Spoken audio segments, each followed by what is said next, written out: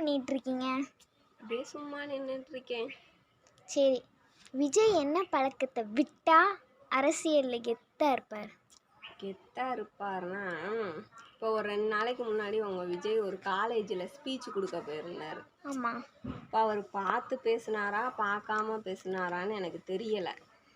ஆனால் பார்க்கவே கெத்தாக இருந்துச்சு. இப்படிலாம் செஞ்சு நல்லா கெத்தாக பேசினார். ஆனால் மக்களை சந்திக்க போகிறாரு பத்தியா, அப்போ என்ன தெரியுமா பண்ணுறாரு?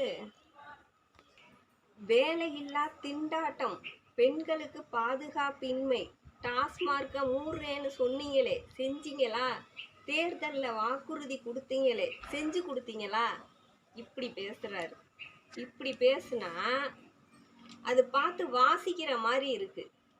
அதனால இதை கசக்கி இப்படி தூக்கி வீசிட்டு, வேலையில்லா திண்டாட்டம், பெண்களுக்கு பாதுகாப்பின்மை, டாஸ்மார்க்கை மூடுறேன் நீங்களே செஞ்சீங்களா அப்படின்னு கேட்டா வேற லெவலாக சும்மா கெத்தாக இருக்கும்.